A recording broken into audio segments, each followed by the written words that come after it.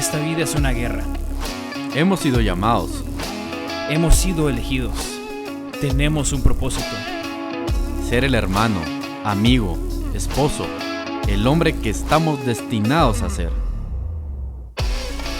Nuestra intención es motivarte a que salgas a pelear la batalla de tu vida. Debes seguir avanzando. Debes seguir luchando. No estás solo, estás en la trinchera. Hola a todos, bienvenidos a un episodio más. Qué alegre tenerlos aquí de vuelta. Esperamos que se hayan disfrutado nuestro último episodio. Y pues, Guille, ¿cómo estás? Mano, alegrísimo. Primera vez que tenemos videíto, así que qué buena onda. Saludos a todos. Ahorita ya los dejamos y platicamos aquí. Pero qué buena onda, la verdad que súper feliz de estar empezando todo este rollo ya en video. Sé que Dios está haciendo un montón de cosas y trayendo invitados, más naves. Ahorita regresando de viaje, entonces ha estado ajetreada la vida, pero positiva, ha estado bien. Qué buena onda. Y pues como ya lo escucharon en la intro, tenemos a nuestros buenos amigos de NUS. ¿Cómo estás, Javi? Bien, gracias. Acá, un gusto unirme y acompañarlos.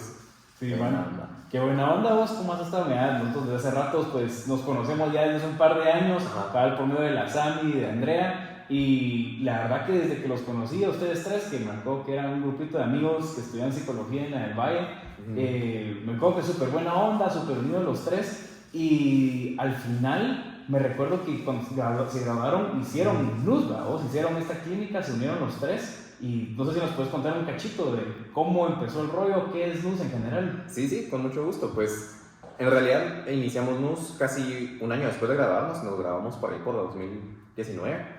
Y ya pues sabemos todo lo que pasó con la pandemia y todo, el tema del trabajo fue complicado, ¿verdad?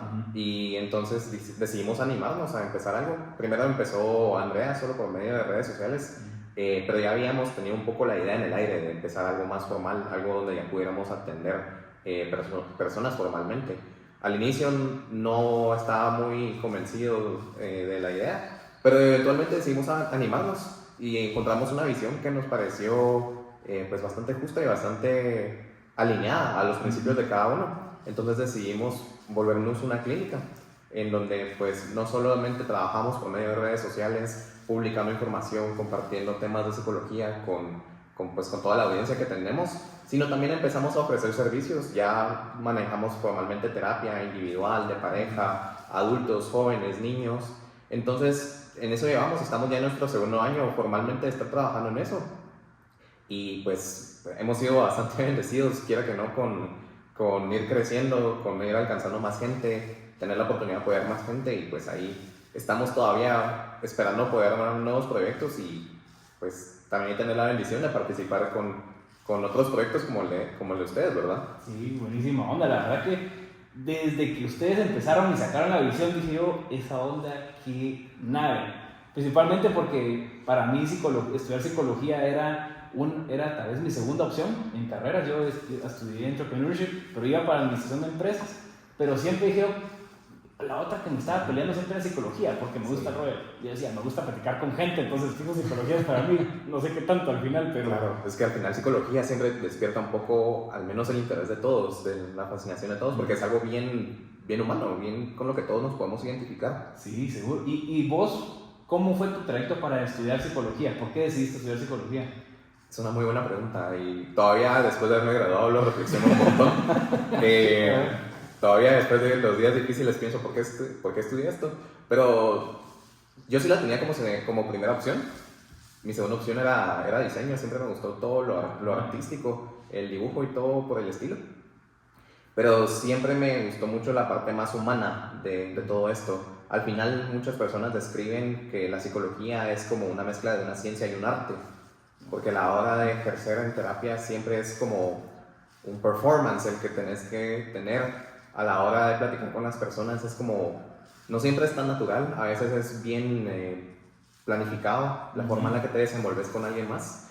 Entonces esa parte siempre me llamó la atención, cómo podemos entender todo lo que es el ser humano desde lo científico, desde todos los estudios del lado médico, del lado educativo, pero también lo podemos entender desde el lado más subjetivo, y ahí entra pues todo el entendimiento existencial, todo el entendimiento humano. Y pues más adelante pues encontramos de que lo espiritual también tiene un valor muy importante en todo eso. Entonces realmente ese mismo entendimiento del ser humano fue lo que más me fascinó. Ya después de empezar a empaparme con el mundo de la terapia, pues ya me convencí de que era algo que me gustaría hacer pues por el resto de mis días, básicamente. Pues espero llegar a ese punto. Que nada, pues, qué buenísimo, la verdad, porque yo sí creo que NUS en general tiene una visión diferente a tal vez cualquier otra clínica pues de psicología que hay, ¿verdad? Siento yo que van más allá, como decías, ahorita mencionabas lo espiritual, ¿verdad? O sea, va más allá que solo la mente y las emociones, digamos. Creo que sí, ustedes buscan tener un componente espiritual también. ¿Cómo juega eso ahí? Pues fíjate que de cajón fue todo un reto, tanto para mí como para Andrea y Samantha, el podernos meter a tener esta visión para la clínica, sobre todo porque de ambas partes, desde la parte de la psicología y desde la parte de la religión, en las iglesias cada uno tiene su postura respecto a la psicología. Muchas se oponen porque creen que entonces, vamos únicamente al humanismo, a la autosuficiencia.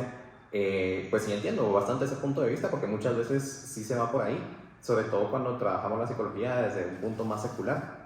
Y desde la psicología también nos hablan de que tenemos que mantener una imparcialidad bastante rigurosa. Seguro. En el hecho de que uno no puede comprometer sus creencias o imponérselas a los demás.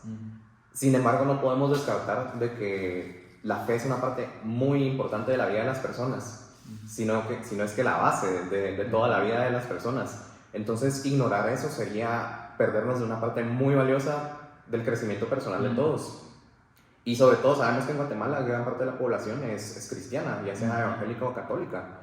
Entonces, al ignorar esa parte tan importante de nuestra población, sí estamos cerrándole pues las puertas de la salud mental a muchas personas que tienen sus restricciones porque ven la psicología como algo que va en contra de sus principios y no debería ser así.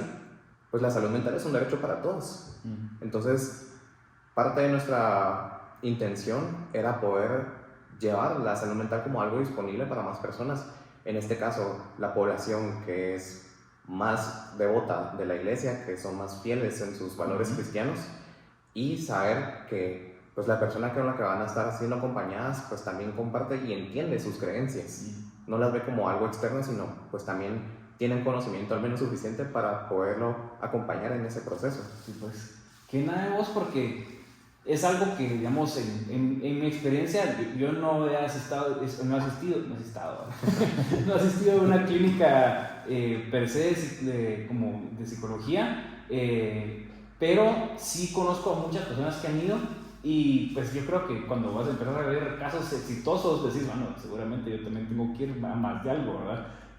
Pero siempre miras, o por lo menos yo he visto casos de personas que tal vez siendo cristianas, digamos, o que tienen su creencia, tienen algún trauma, empiezan a buscar ayuda psicológica y pues se paran desviando espiritualmente muchas veces. Y por eso es de que me dio un montón, ¿verdad? Porque, digamos, no quiere decir de que si tú vas...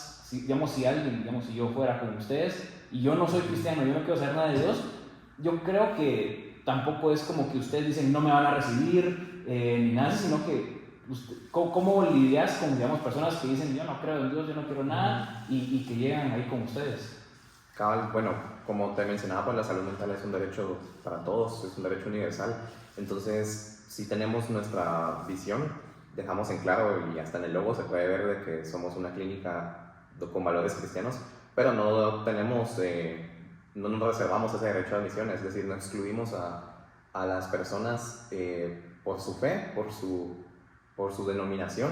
Incluso también tenemos personas que lo manejamos desde el tema secular, personas que también no son creyentes. Sí hacemos una evaluación de qué casos podemos tomar, ¿verdad? Porque es lo más responsable el saber nuestras propias limitantes. Hay algunos temas que son más complejos para nuestra preparación de momento, y en ese caso sí lo referimos, ¿verdad? No es excluirlos, sino guiarlos igual, orientarlos a cuál es la atención que necesitan. Sí, pues es más una especialización tal vez de ciertos casos. Pensaría yo como tal vez los doctores que No, hay doctores generales y hay doctores así más especializados. ¿Eso Sí. por ahí va? Sí, por ponerte un ejemplo, los trastornos alimenticios Ok. son un tema que necesita una especialización más, Ok. más detallada Mm. y es una especialización que todavía no manejamos del todo, entonces esos tipos de situaciones sí las Y mandamos con alguien más. es bastante interesante lo que decís, al punto de cómo es que sí les interesa y les apasiona lo que hacen, no al punto de solo por recibir dinero. Y esa es una clave muy importante porque muchas veces creo yo que hay mucha gente afuera que su prioridad es eso, ¿va? O sea, bueno, aunque no sepa de este cliente qué es lo que necesita, pero yo investigo una noche antes y lo atiendo. Pero ser consciente y ser sabio en ese sentido, decir, bueno, yo todavía no estoy completamente capacitado para esto, lo voy a referir a una persona que sí lo es. Y es algo que no pasa muy seguido, creo yo, aquí en el mundo en general. Seguro. Sí, es como bien fácil caer en decir, si lo vemos desde el punto de vista económico, que estamos abordando un nicho de mercado. Pero no se trata solo de eso, sino también de entender cuál es como nuestra población y a quienes podemos apoyar. Porque si va más allá de nuestras capacidades, entonces lo más justo para esa persona es que no se quede con una experiencia desfavorable en la terapia, sino que continúe buscando y eventualmente reciba el apoyo que necesita. Claro, buscar realmente el desarrollo de las personas, ¿verdad? No quedarse acaparando. Y mira, pregunta ya, digamos, más clínica. En los casos que vos ves, Ujú. en nosotros ahorita como este podcast somos aquí una comunidad de hombres, vamos. ¿Qué son los casos más comunes que vos ves con tus clientes hombres? Pues mira, en general la mayoría que hemos tenido, que hemos recibido han sido mujeres. Todavía hay cierto estigma en la psicología para los hombres. Como sabemos que es algo que aborda mucho la parte emocional, la parte de sentimientos, no siempre los hombres tienen como Claro, uno esa no quiere misma esa vulnerabilidad. onda. Sí. Sí, usualmente encontramos una forma más productiva de manejar esas situaciones difíciles. Las mujeres tienen la tendencia a ser más abiertas con ese tema sentimental. Pero sí han habido, sí hemos tenido un buen número de hombres. Y para responderte a tu pregunta, los temas que han sido más comunes han sido ansiedad, ansiedad en el presente y hacia el futuro. Temas laborales, el tema de satisfacción y encontrar propósito en el trabajo. Yo creo que no es algo solo de hombres, sino es muy de la generación millennial, centennial que está atravesando. Ha sido un reto verdadero sentirte como identificado en tu trabajo y no sentirte frustrado. Ese tema de la frustración, la tolerancia a la frustración, sobre todo cuando pasas situaciones difíciles, fracasos, rupturas, te quedas sin trabajo o tus planes cambian, como le pasó a un montón de gente en la pandemia, también ha sido bien común. Entonces han sido como esos sentimientos más frecuentes. Temas familiares, temas de ansiedad y temas laborales. Interesante. Sí, porque Es bastante, es bien interesante, redundando en la frase, pero como hombres, o sea, hablando de un episodio anterior con Luispe, nos contaba justamente su ansiedad, y varias personas de las que hemos tenido, o sea, los hombres sufrimos de una ansiedad un poco más silenciosa. Y que posiblemente yo puedo saludar a alguien, te puedo saludar a mí, te puedo saludar a vos, y por dentro puedo estar destruido completamente y la ansiedad puede estar en mi cabeza, y es algo que no buscamos ayuda, sino que simplemente solo decimos ya va a pasar, o buscamos cómo enfocarnos en otra cosa para poder evadirlo, cuando realmente es un tema que sí es muy necesario tratarlo en los hombres, ¿verdad? Sí, en general somos personas, pues, o sea, al final yo siempre he pensado, por lo menos lo que he visto, es que las chavas hacen más bonding por hablar, ¿verdad? Se juntan un cafecito, el chisme que le darán, y uno de hombre es más como que yo puedo pasar 6 meses sin ver a mi mejor brother y lo miro y ¿qué onda? Hacemos unos pates y no le hablo, y le hablo una vez al mes, así como que, ¿cómo ambos? Bien, y vos bien, como que ahí quedó el tema. Sí, definitivamente, y sobre todo con el tema de ansiedad tenés toda la razón, es un tema que se vuelve más peligroso cuando se guarda en silencio, cuando se mantiene a la sombra, se podría decir, y es que muchas veces tratamos de abordarlo de una forma diferente. La ansiedad pues es algo natural, todos lo atravesamos y es hasta hasta cierto punto algo que nos funciona, porque la ansiedad es la que nos empuja también cuando necesitamos responder a una situación adversa. A veces nos enfocamos de más en eso y cuando experimentamos grandes episodios de ansiedad tratamos de ser productivos o de hacer que nos funcione de alguna forma, por decirlo así, en vez de reconocer que la estamos pasando mal. Wow. Afirmo. Yo creo que ahí hay muchas Sí, creo que Se todos sintieran podemos identificados. identificar un poco con eso. Sí, seguro. Yo cuando he pasado momentos difíciles, lo que primero que pienso yo es gimnasio, meterle a trabajar más duro, sentirme como productivo, ¿verdad? Como decís, como que mis emociones no me voy a quedar llorando, sino que voy a salir y voy a usar esta motivación extra a mi favor. Claro, lo cual no es del todo malo, pero no es lo único, ¿verdad? Que necesitas en ese momento. Y como que siguiendo esa línea, ¿cómo hay como etapas o hay como procesos, digamos, como de lidiar con eso? Como que con la ansiedad, digamos, como etapas. Yo me recuerdo que había un rollo de las etapas del duelo. No sé si eso tiene algo que ver con el rollo de ansiedad o es separado. Mira, lo que tiene relación es porque siempre es un tema afectivo. Cuando hablamos de afectivo, hablamos de aquellos, bueno, no sé, trastornos. No quiero usar mucho esa palabra, pero que son más comunes hoy en día. Nos referimos tanto a la ansiedad como a la depresión. Entonces, o tenés un estado de ánimo que está sumergido en el pasado y entristecido, lo que hablamos de estar deprimido, o tenés un estado de ánimo que está temeroso del presente, temeroso del futuro, y es donde nosotros experimentamos la ansiedad.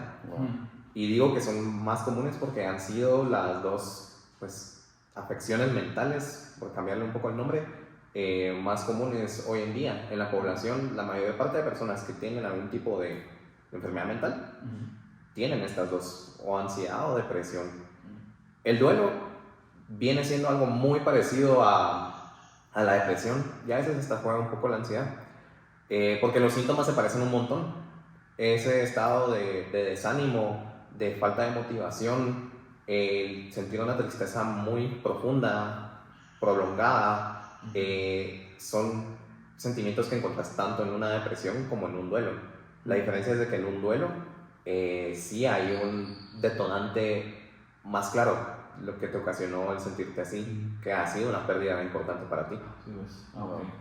¿Sabes? Y siguiendo un poquito la línea que estamos, que todavía no hemos llegado al tema principal, pero Ahí vamos. ahí vamos. Ahí vamos. Pero hay algo que vos decías ahorita, y es de que a los hombres nos afecta bastante, y tal vez nos podemos poner de ejemplo, tanto Guille como yo, o alguien que esté escuchando, y es ese punto de pensar en el futuro y no saber si vas a llegar a cumplir eso, y eso como hombre te destruye. O sea, es cierto, como vos decís, te aviva, y hay un punto donde decís, o sea, yo tengo que luchar y tengo que avanzar, pero siento que también hay un punto donde llega al punto donde te frustras nuevamente y volvés a caer a eso, y tenés cómo salir de ese punto nuevamente y volver a agarrar como el vuelo en el que ibas, o tener claro. Creo yo que nos cuesta mucho tener claro de que sí lo podemos lograr, y sí lo lograremos, ¿va? Pero no frustrarnos a tempranas edades, por decirlo así. Siento que ahí entra mucho la parte de la paciencia y ser constantes, pero cómo no venir, y hay personas que posiblemente hoy lo vuelve a pensar, mañana lo vuelve a pensar, pasado lo vuelve a pensar, y no logra salir de esa parte. Y por ejemplo, nosotros en lo personal creo que sí, de vez en cuando llega un pensamiento así, pero sabemos, y entrando un poquito, que confiando en Dios, Claro. y aplicando nuestra fe, decimos, ok, este es lo que yo he trazado, y esto es lo que el Señor quiere para mí, pero sé que los dos van de la mano, y al final va a ser lo mejor que sea para mi vida. Y eso te da un montón de tranquilidad al no estar todos los días, y si no llego, y si no llego, y si no llego, Sí. que es algo que suele pasar. Sí, sí, definitivamente. Y ahí es donde empezamos a ver cómo no podemos dejar de lado lo que Dios mismo nos dice. En muchos momentos, en la Biblia mismo encontramos, ¿verdad?, de que pues una cosa es la voluntad, lo que nosotros perseguimos a lo largo de nuestra vida, Pero la voluntad de Dios no necesariamente siempre va solo acorde a nuestros deseos. No siempre nuestros planes son exactamente los planes que Dios tiene para nosotros.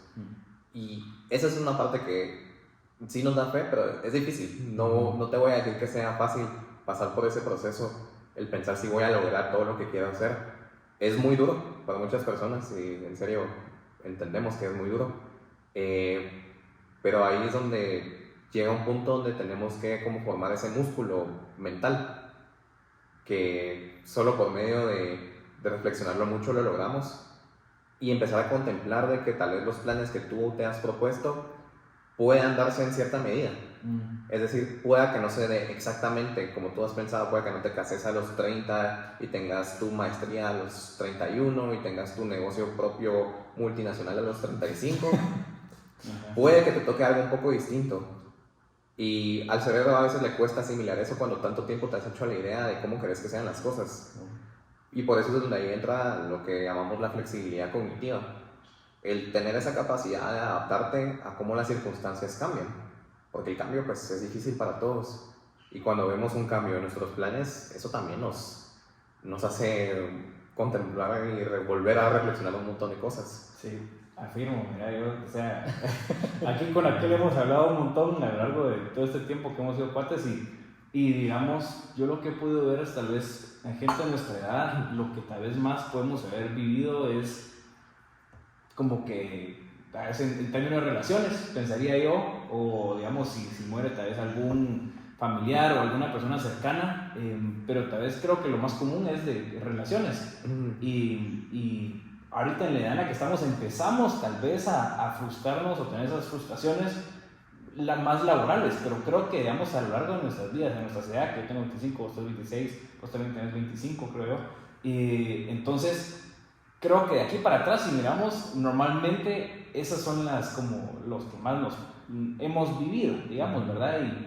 Y digamos, cuando uno ya está un poco más grande y uno empieza a ver las relaciones ya no solo como una manera de pasarla bien, digámoslo así, sino que ya lo empieza a ver como algo más serio, algo más importante, o igual, casi igual de importante, sino igual, más importante que tu profesión. O sea, lo pones como dos cosas que son bien importantes en tu vida. Quiero tener este tipo de trabajo, este tipo de vida, y quiero estar casado de una buena manera, este tipo de familia, digamos. Y ese es el pensamiento mucho del hombre, creo yo. Bueno, también de la mujer en cierto punto, pero uno de hombres, tu estereotipo como hombre, digámoslo así, es un buen trabajo, una buena familia o una buena esposa. Y creo yo que hay muchos que llegan a este punto o han vivido una mala experiencia y dicen ya no me voy a casar nunca, ya no quiero casarme, o hay alguno que nunca ha tenido una relación y dice no sé cómo entrar a una relación. También hay personas que pueden decir esta persona me falló y todas son iguales o todos son iguales y mejor voy a vivir la vida de una manera desenfrenada. Regresando un poco a lo que venimos, dijo que es cómo afectan las relaciones al nivel psicológico de una persona, o sea, tanto buenas como malas, decepciones como alegrías. Claro, bueno, solo completando un poco lo que decías, y uno como va buscando eso como hombre, tener ese logro laboral, ese logro en las relaciones, y lo que no nos damos cuenta es que muchas veces nos ponemos todo el peso de eso a uno mismo. Yo quiero esto y esto y esto, y el que lo va a lograr y el que lo tiene que alcanzar soy yo, con mi esfuerzo y con mis capacidades. Entonces, si algo se sale del libreto, ¿de quién empiezo a dudar? Pues primero empiezo a dudar de mí mismo, ¿verdad? Yo soy incapaz, yo no puedo con esto, yo no tengo lo suficiente. Y ahí es donde entra todo ese juego, cómo te afecta a esta edad más que todo, cuando las cosas van cambiando, tus planes. Las relaciones siempre son una parte muy importante de todos los seres humanos, no solo como hombres, también como mujeres lo vamos a ver. Porque los seres humanos somos seres sociales. Estamos, por decirte así, diseñados para vivir en comunidad, para vivir en familia. Al final es parte de lo que pues naturalmente todos buscamos, el tener esa continuidad de nuestra vida por medio de otros, la familia, los hijos, el casarse, Y claro, en nuestra propia fe también lo vemos como algo importante, un pilar de nuestra vida. Entonces las relaciones siempre tienen que cargar con esas expectativas, cargan mucho con eso, ¿cómo decirte? Ese plan de vida tan marcado a tu relación con otra persona. Y sin embargo, es un tema que pues, uno siempre tiene que considerar con cuidado, ¿verdad? Con atención a la persona con la que estás. Y muchas veces tenés que evaluar bastante bien cuáles son las características, por así decirlo, de esta persona para que no vayas a sacar alguna decepción. Entonces, es difícil porque no se trata solo de ti, se trata también de la persona que esperas que te complemente. Sí, porque a todos nos ha pasado, creo que vamos a poner todo poético, pero Pablo Neruda tenía un poemita chiquito que dice: todo ser humano es... ¿cómo es la onda esta? Todo ser humano ha sido cómplice de estos dos errores, esos dos crímenes. Uno es el amar donde no se es correspondido, y también el no abrir la puerta cuando el amor está tocando. Y eso lo que es, a todos nos ha gustado alguien en quien nos estamos enamorados, pero le valemos madre a la chava. Y todos también hemos tenido una chava que tal vez está colgada de nosotros y a nosotros nada que ver, pues. O sea, todos estamos en los dos como que lados de la moneda, ¿eh? Sí, definitivamente ahí pues me queda un poco más claro lo que trataba de decir hace un momento. Lo no correspondido también es algo pues que duele, ¿verdad? Que al final siempre va a hacerte como cuestionar mucho tu capacidad, tus virtudes, cuando pues no siempre se trata de ti, ¿verdad? También se trata de la otra persona. Y mira, con términos que ahorita que estamos en relaciones, cuando uno corta, obviamente, o cuando terminas una relación que era importante para ti, sea por la razón que haya sido, siempre hay un dolor, siempre hay una etapa que duele. Sí. Y digamos, yo sé que hay un proceso, digamos así, teóricamente, que es para seres humanos, ¿verdad? Pero como hombres, ¿cómo podemos lidiar con ese proceso para poder hacerlo de una mejor manera? Porque yo creo que el ser más productivo está correcto, te forma mucho en esa área, pero también creo que hay estereotipos de hombres, que los hombres no lloran, o que todo este tipo de cosas, o los hombres no buscan ayuda, que nos podrían ayudar a ser mejores, porque la idea de este podcast es formar mejores hombres, hombres justos, hombres que son fuertes, son correctos y saben como que actuar a base de los principios y valores que tienen, ¿verdad? Entonces, ¿cómo como hombres podemos lidiar con ese proceso? Sí, volvemos a hablar un poco de este tema del duelo, ¿verdad? Bueno, es importante saber que no todos los duelos son iguales, no toda ruptura amorosa va a ser igual. Hay algunos casos donde, pues, si las cosas terminan mal o la otra persona sacó su mala cara, por decirlo así, se vuelve más fácil, porque te das cuenta de que, bueno, este proceso fue para bien. Sí, pues. Esto tenía que suceder y va a ser lo mejor para ambos. Pero, sí, me imagino que todos tenemos alguna historia, algo así. Pero hay algunos momentos donde no necesariamente hubo un mal hecho de alguno de los dos, sino que aún después de la ruptura reconoces que la persona era una buena persona y es más fácil que guardes esos sentimientos positivos hacia esa persona. Ahí voy yo. Ahí es donde se vuelve algo más difícil, porque como hablábamos en el duelo, siempre es la pérdida lo que uno está viviendo, el saber de que algo cambió y te falta algo que era importante para ti. Y si es una persona que tú reconocías todo lo bueno que tenía, pues sí se va a notar esa ausencia. Vas a recordarte que pues estás perdiendo algo que era bueno, ¿verdad? Entonces, bueno, en el duelo siempre es una pérdida, lo vivimos no solo cuando se nos muere alguien, también cuando perdemos un trabajo, también cuando terminamos una relación, como estamos hablando ahorita. Y probablemente muchos han escuchado de que se viven diferentes etapas en el duelo. Está pues negación, enojo, negociación, depresión y aceptación. Y de hecho en la teoría más adelante se le agregó una al final, que es la de significado. Que es como pues una etapa final a la que también esperamos llegar. Lo que no todos saben es de que estas etapas no necesariamente llevan una secuencia. Es decir, no tenés que pasar por negación y después por enojo y después por depresión. No siempre va a ser así. Ajá. Es lo que muchas personas creen, así como que, bueno, ya pasé por esto, entonces ahora me toca esto.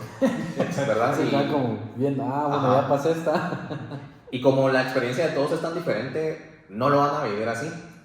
Lo que sí, en cambio, es como que si fuera más cíclico, por decirlo así. Es decir, vas a atravesar todas las etapas en diferentes momentos. A veces algunas al mismo tiempo, a veces algunas se van a repetir, pero estos son como es como decirte los sentimientos más comunes que vas a pasar. Vas a enojarte porque vas a sentir esa frustración, porque, bueno, algo que querías, encontraste un obstáculo grande en tu camino. Te vas a sentir triste porque al final la tristeza es la forma en la que nosotros integramos la pérdida. La tristeza es la que nos hace darnos cuenta que tenemos algo desarmado y nos hace decir, bueno, ahora pensá en cómo lo vas a armar para hacer algo nuevo, algo diferente. Entonces siempre es necesaria. Igual, pues la aceptación y el darle significado es la forma en la que nosotros ya logramos entender de que esto tenía que pasar y que esto era importante. Ahora, una etapa como la negación, por ejemplo, no es solo decir, esto no pasó. Una etapa de la negación es donde uno está todavía procesando lo que sucedió. Como, bueno, ¿qué pasó? ¿Por qué pasó y cómo pasó? Y si me preguntas cómo deberíamos lidiar como hombres con este proceso, yo te diría que es importante no saltarse esas etapas. Y voy a poner como ejemplo esta. Uno muchas veces se salta la etapa de la negación, porque uno no se detiene a pensar lo que sucedió, sino ya está pensando en qué toca. Ya está pensando en, bueno, pasó esto, pero estoy bien, estoy haciendo esto, estoy en el gimnasio, estoy continuando en mi trabajo. Entonces, si me preguntan, sí pasó esto, pero al mismo tiempo no pasó nada, ¿verdad? Es como la imagen que queremos dar. Entonces, es importante, sí vamos a llegar a ese punto, pero no hay que saltarse tampoco el detenerse un momento y hablar de ello, ¿verdad?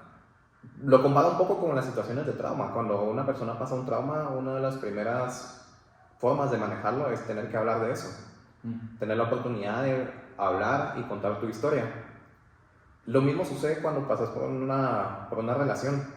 Sé que nos puede dar vergüenza, nos puede dar miedo, porque es ponerse vulnerable. Pero es importante que tengas la oportunidad de contar tu historia, para que tú mismo vayas haciendo como las cuentas de qué pasó, de qué perdí, de qué gané, de qué cosas están cambiando, pero qué cosas siguen igual.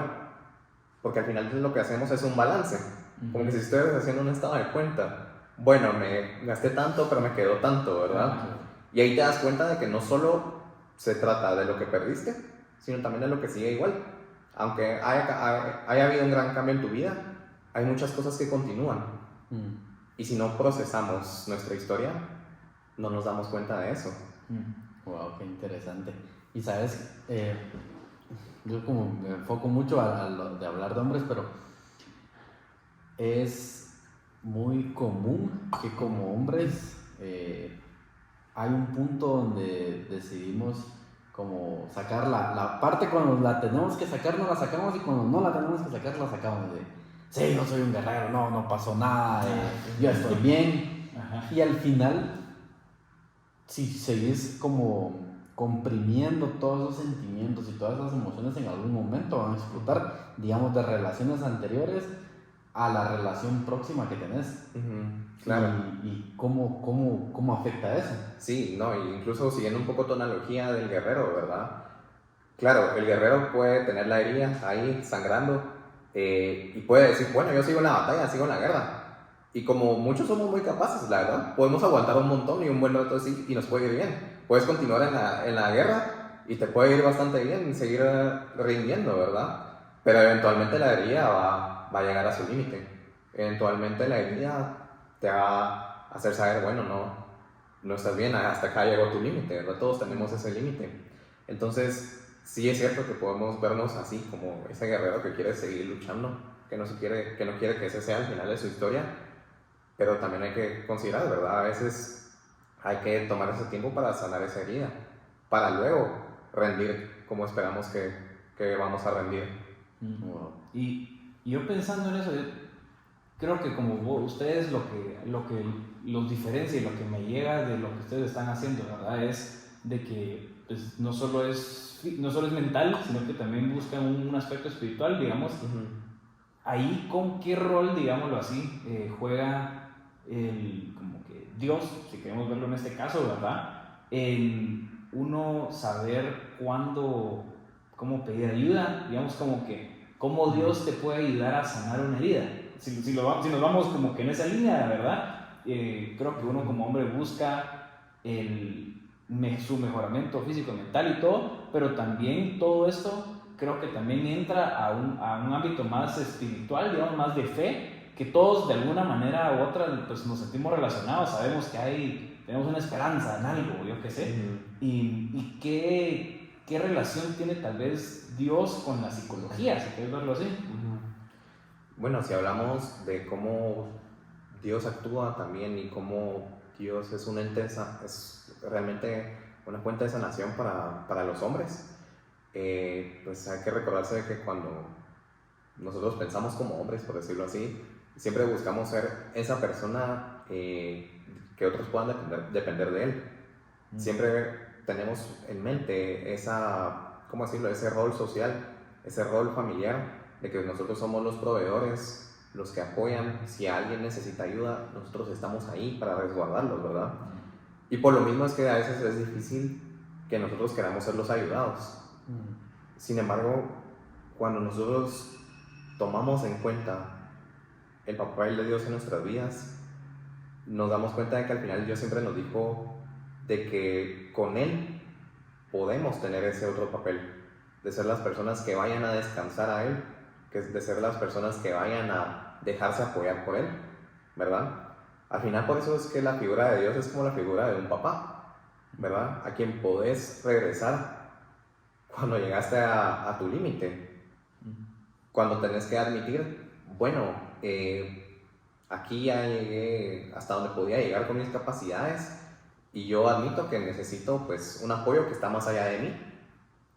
Muchas veces cuando uno piensa solo en lo que yo puedo hacer, entonces uno está ya cayendo en la autosuficiencia o en el control.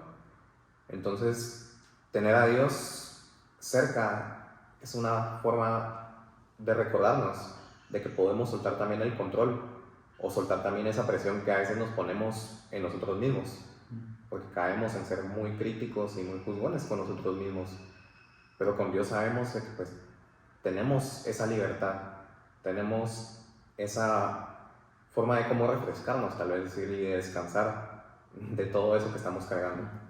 Y yo estoy totalmente de acuerdo con vos. Yo lo he podido vivir en mi vida. Para mí eso ha sido clave, ¿verdad vos? O sea, todos hemos pasado nuestros clavos y, digamos, a la hora de ustedes en las clínicas, cuando llega tal vez un hombre que tal vez está pasando por un duelo, de lo que sea el proceso, digamos, que él dice, yo no tengo una relación con Dios, pero me gustaría como que acercarme a Él. ¿Cómo trabajan ustedes eso? ¿Qué consejo, digamos, das en esa situación? Esa es una buena pregunta. No hemos tenido, al menos yo no he tenido personalmente una situación como esa. Acercarse a Dios al final es un acto de voluntad, porque pues no necesariamente tenés que ser parte de una iglesia o involucrarte o empezar a leer la Biblia todos los días para empezar a tener una relación con Dios. Esas son cosas que ya nacen luego de que tú construyes esa relación con Dios. Ya es cuando ya tienes un conocimiento más claro de Dios, donde todo eso empieza a nacer en ti, ese deseo de acercarte cada vez más. Entonces creo que siempre la primera etapa es tener como que ese encuentro personal con Dios. A veces ese rol no queda en nosotros, sino ese rol siempre está más en una guía espiritual. En algunos casos es posible que una cabeza de familia, un papá o una mamá, sea esa persona que te permita conocerlo, pero a veces más bien puede ser un amigo, alguna persona cercana o algún grupo de una iglesia, ¿verdad? Entonces creo que acá es donde no solamente depende de lo que haga uno o lo que haga el psicólogo, sino ahí donde también tenemos que tomar muy en cuenta la comunidad que está alrededor de esta